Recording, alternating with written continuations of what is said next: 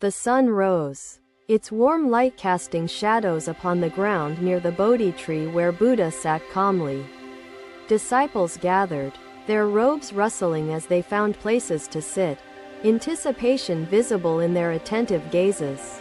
"Master," I began, my voice trembling, "I failed to protect the bowl you entrusted to me. I seek your forgiveness."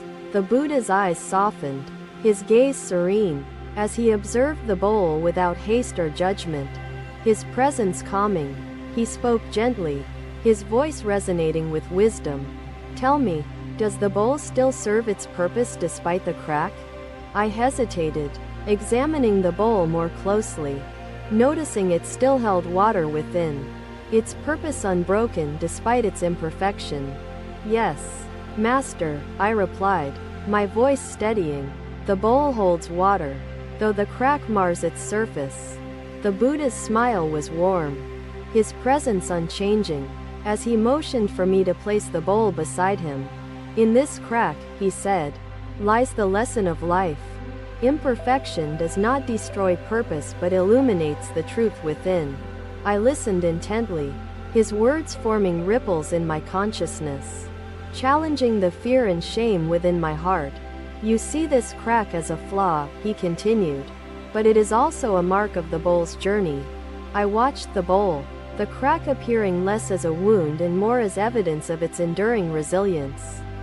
The Buddha turned to the disciples gathered nearby, his voice steady, calling their attention to the lesson before us. "Imperfections," he explained, "are not failures but signs of existence, reminders that all things are touched by change." I felt his words sink deeper, unearthing the fear I held within, the rejection I gave to the bowl's flaw. "Life," the Buddha said, "is not defined by pristine surfaces but by the truth and purpose held within." The disciples nodded, some murmuring in understanding, their faces illuminated by the wisdom within his words and example. The crack in the bowl became clearer in my mind, its presence not as shame but as a testament to its purpose. "You strive for perfection," he continued, "yet perfection is a mirage, fleeting in the sands of impermanent existence." His gaze fell upon me again, his expression soft yet piercing, as though he saw through my veil of regret. "Ananda," he said, my name spoken with a kindness I had not expected, "what do you fear most in this imperfection?" I hesitated, his question unraveling thoughts I had long buried, thoughts that weighed heavily upon my heart. "I fear I have failed," I admitted, my voice barely audible. "I fear I am unworthy of carrying your gifts." The Buddha's gentle laughter surprised me, its sound harmonious, its warmth melting the ice within my spirit. "Ananda," he said, "what you see as failure is simply life revealing itself to you. Imperfection shapes the truth within." His words were soft yet carried a resonance that pierced through my self-doubt, urging me to reflect beyond surface judgments.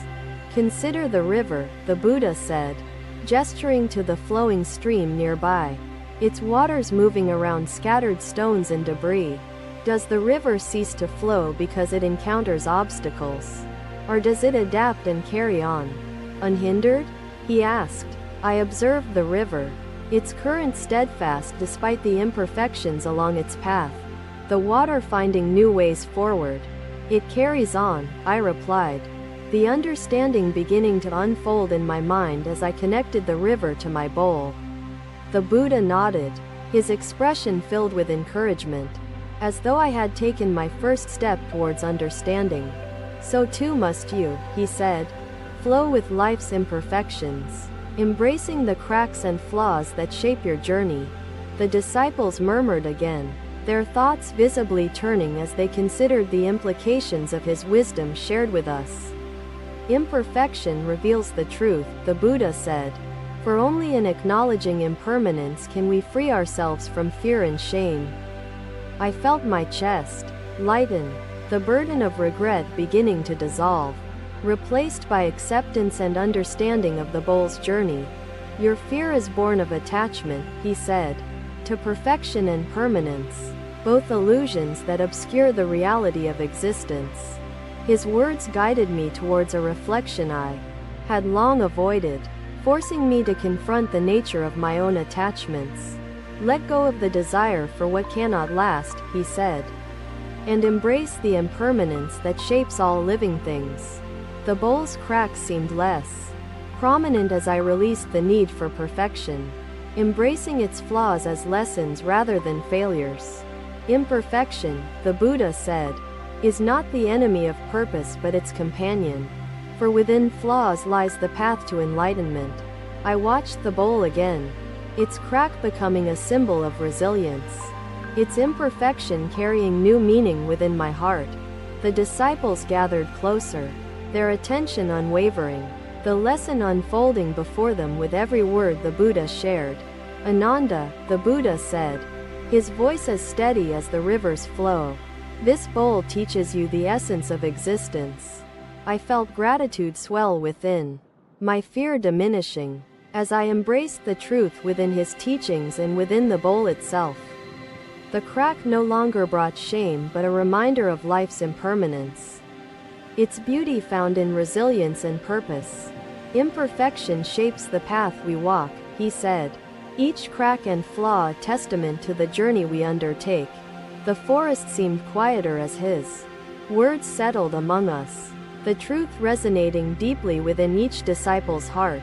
The bowl remained beside him, its purpose unchanged, its lesson shared among those gathered to hear the Buddha's wisdom.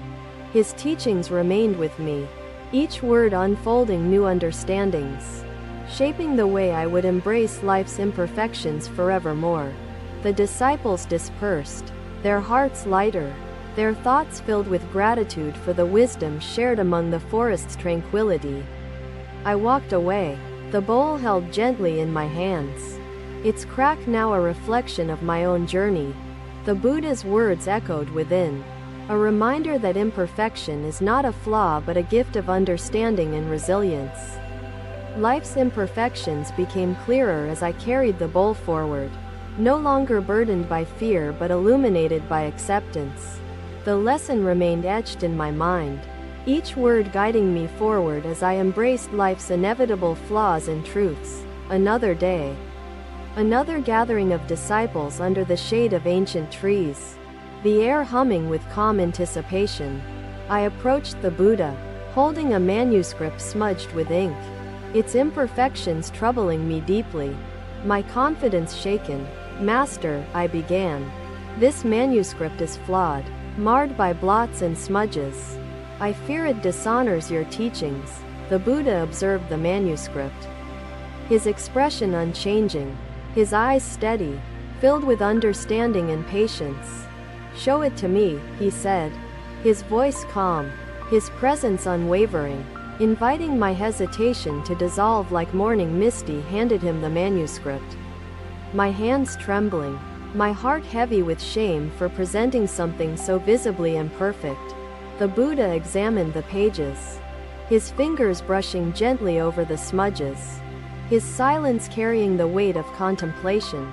Do these marks obscure the meaning of the words written here? He asked, his tone neither accusatory nor dismissive. No, Master, I replied, my voice subdued. The meaning remains intact, though the beauty is marred by these stains. The Buddha smiled softly, the corners of his lips curving with kindness, his eyes reflecting a serene understanding. Does the rain stop nourishing the earth because it carries mud? He asked, his words inviting thought and reflection. I hesitated, considering his question, and replied, no, Master, the rain fulfills its purpose regardless of its impurities. The Buddha nodded, his expression encouraging, as he placed the manuscript gently upon the ground beside him. These smudges, he said, do not diminish the truth within these words. Beauty lies in the message, not the marks. I listened closely, his words striking chords within me, unraveling my rigid attachment to outward appearances and perceived perfection. Life itself, he continued, is filled with smudges, yet its purpose endures. It is not ruined by imperfection. The gathered disciples leaned in, their attention unwavering, their thoughts visibly turning as the lesson unfolded with each word. The Buddha held the manuscript aloft, allowing the disciples to see its blemishes clearly. His voice steady and resonant. "Do not judge meaning by appearance," he said, "for truth shines beyond surface flaws." Like sunlight piercing through a cloud, I felt his words enter my heart, dismantling the shame I had carried, replacing it with a growing sense of clarity. "This manuscript," he said, "is like life itself. Imperfections adorn it, but its essence remains unshaken, its truth unbroken." The forest seemed to quiet further, as though the trees themselves paused to listen to the wisdom flowing from his voice. "Perfection is an illusion," the Buddha said, "a mirage that distracts from the deeper purpose and truth of existence." I watched him turn the manuscript's pages, his movements deliberate, his presence unhurried, as though each moment held infinity. "Consider the lotus," he said, gesturing to a nearby pond where the flower blossomed atop murky, imperfect waters. "Does the lotus lose its beauty because its roots are buried in mud?" he asked, his voice tender yet profound. The disciples murmured in realization, their gazes shifting between the manuscript and the pond, connecting the lesson before them. "No, Master," I replied, my heart lightening as understanding seeped into the spaces once occupied by doubt and judgment. The Buddha placed the manuscript back into my hands, his touch firm yet gentle, grounding me in the present moment. "Your work," he said, "carries wisdom, not despite its blemishes but because it remains meaningful regardless of them." I felt gratitude rise within me, replacing the shame I had carried, as I embraced the truth of his words. "Imperfection," the Buddha said, "is not a flaw but a facet of life's beauty, teaching us resilience and deeper understanding." The disciples nodded, their faces illuminated with new perspectives, their hearts lighter as the lesson unfolded before them. "Truth does not require perfection," the Buddha continued, "for its power lies in its essence, not in its outward appearance." I held the manuscript more firmly, its smudges appearing less as flaws and more as evidence of its creation's journey. "Do not fear imperfection," he said, "for it is within the flawed that we often find the most profound truths." The forest seemed alive with his wisdom, the air carrying his words to every corner, touching the hearts of all present. "Life is not pristine," the Buddha said, "but it is within its messiness that meaning and purpose are revealed." I felt my heart lighten further, the burden of shame dissolving entirely, as I embraced the teachings shared so openly. "Let this manuscript remind you," he said, "that imperfections do not diminish value, but enhance the journey of understanding." The disciples began to smile, their expressions softening, as though the lesson awakened something dormant within their hearts. The Buddha looked at me once more, his gaze filled with encouragement and compassion, his presence anchoring me in the truth. "Right," he said, "with courage and wisdom, unafraid of blemishes, for your words carry the light that guides others." I bowed deeply, my heart filled with gratitude and a renewed sense of purpose. The manuscript held close to my chest. The forest remained tranquil, the lesson settling into the minds of all present, shaping their understanding of life's imperfections. The Buddha's teachings resonated deeply, each word carving new paths of thought, each pause reinforcing the truths shared. As the disciples dispersed, their expressions filled with reflection and serenity, I lingered, the manuscript still cradled in my hands. The smudges now appeared as part of the manuscript's story, symbols of its creation. Imperfections no longer a source of shame. The Buddha's voice echoed in my heart, his wisdom illuminating the way forward, guiding me beyond the illusion of perfection. Life's imperfections became clearer, their purpose more profound, as I embraced the beauty found within the flawed and imperfect. the lesson remained within me. Each word a stepping stone towards greater understanding. Each pause a moment of profound realization. The forest seemed to breathe with life, the truth woven into its very essence. A reflection of the Buddha's timeless wisdom. I walked away, the manuscript held firmly, its imperfections now a source of pride, its meaning undiminished by its marks. The Buddha's teachings illuminated the path ahead, reminding me that truth shines brightest when embraced fully. Flaws and all, another day, another journey through the mountain pass. The air crisp and thin, the path uneven and unforgiving beneath us. I walked close to the Buddha, observing his steady pace, his serenity unbroken despite the jagged rocks and uncertain footing. The disciples followed, their murmurs filled with unease as they stumbled, their complaints echoing softly in the quiet mountain air. "Master," one disciple called out, his voice strained, "this path is treacherous. Why do we not seek an easier way?" The Buddha stopped, his gaze sweeping over the path ahead, his expression calm, his presence grounding the group in silence. "Tell me," he said, his voice steady, "does the uneven path diminish the beauty of the summit we seek?" The disciple hesitated, the question lingering like the wind, his uncertainty mirrored in the silence of those gathered around. "No, Master," the disciple replied reluctantly, "but the struggle makes the journey far more difficult than we anticipated." The Buddha smiled, his expression filled with compassion, his words soft yet resonant. "Struggle enriches the journey, revealing truths unseen." I listened intently, his words settling like seeds within my mind, their meaning beginning to take root in my thoughts. "The fractured path," he continued, "mirrors life itself. Imperfections are not obstacles but opportunities for growth and understanding." The disciples fell quiet, their focus drawn to the lesson unfolding, their earlier frustrations softened by the Buddha's calming presence. "Consider this path," the Buddha said, gesturing to the uneven stones and jagged edges beneath our feet. "What does it teach?" I examined the path closely, its surface worn and broken, its imperfections forming patterns that seemed both chaotic and purposeful. "It teaches patience," one disciple said, his voice tentative, "and resilience. For we must adapt to navigate its challenges." The Buddha nodded, his approval subtle but clear, as he began walking again, his pace steady, his steps deliberate and sure.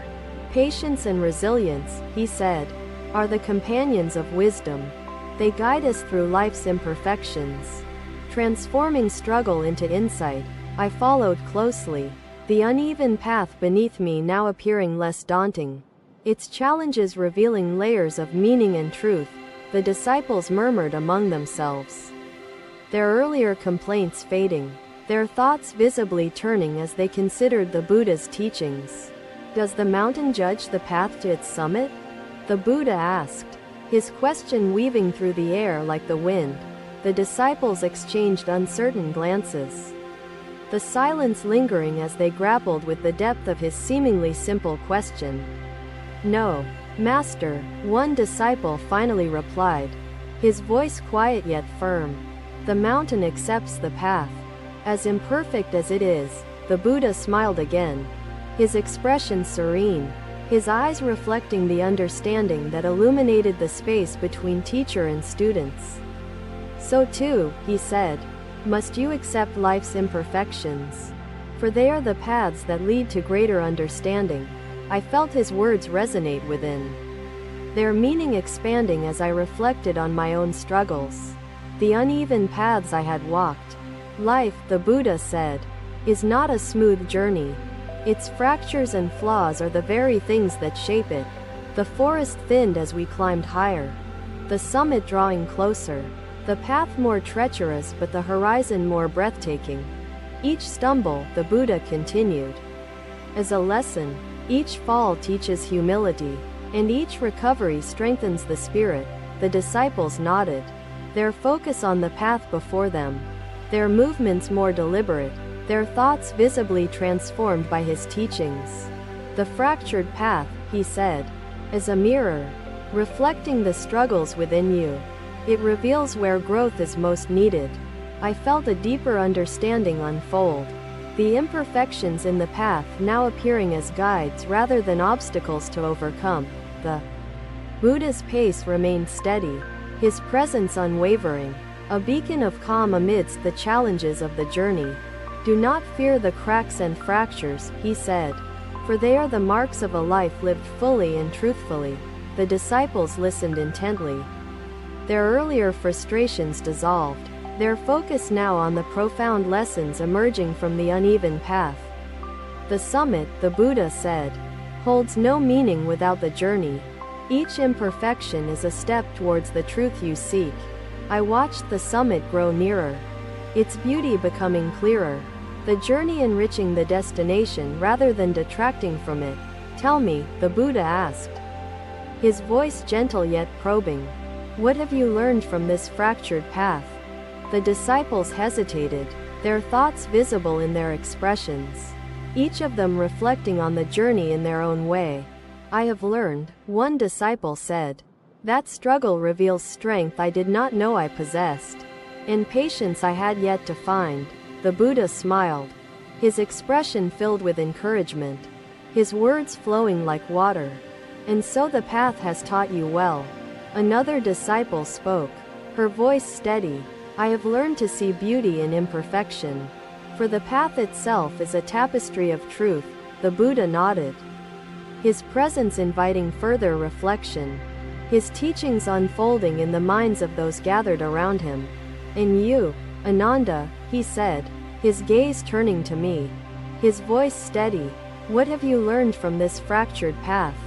I hesitated, his question unraveling thoughts I had not fully examined, my reflection deepening as I sought the truth within. I have learned, I began, my voice quiet but firm, that imperfection does not diminish purpose, but enriches the journey. The Buddha's smile widened, his expression filled with approval, his presence a wellspring of encouragement and understanding. Life's imperfections, he said, are not flaws to be erased but truths to be embraced, for they shape who we become. The summit finally came into view, its beauty breathtaking, its significance deepened by the journey that had led us there. The disciples paused, their faces filled with awe, their hearts lighter, their understanding enriched by the lessons of the path. Look, the Buddha said, his voice filled with quiet wonder. The summit's beauty is shaped by the journey you have taken. I gazed at the horizon, its golden hues blending with the sky, the journey's struggles now appearing as gifts rather than burdens. Do not seek perfection, the Buddha said, for it is in imperfection that life's greatest truths are found and cherished. The disciples bowed deeply, their gratitude evident, their thoughts transformed by the wisdom shared amidst the mountain's quiet grandeur. I stood silently, the fractured path behind me now a symbol of resilience, the summit before me a testament to purpose. The Buddha's words echoed within, their truth illuminating the way forward, guiding me to embrace life's imperfections with open arms. The journey back down the mountain began, the disciples' steps lighter, their hearts carrying the lessons learned along the way. The path remained fractured, its imperfections unchanged, yet its meaning deepened, its purpose revealed through the Buddha's timeless teachings. I walked beside the Buddha, his presence a reminder that life's imperfections are the essence of its beauty and truth. The fractured path became a mirror, its reflections guiding me towards acceptance, resilience, and a deeper understanding of existence. The lesson remained with me, each word shaping my perspective, each step forward a testament to the wisdom shared. The mountain stood tall behind us, its summit a beacon of truth, its path a reminder of life's imperfect journey. Life's imperfections unfolded before me, their lessons clear, their beauty undeniable. As I walked onward with gratitude and understanding, the Buddha's teachings became a part of me, their truth guiding my path, their wisdom shaping the way I embraced life. He gestured toward the moonlight bathing the path. Even the moon shares its light without asking for recognition. Thank you for watching. Buddha's teachings are always with you. Subscribe to our channel and we will see you in the next video.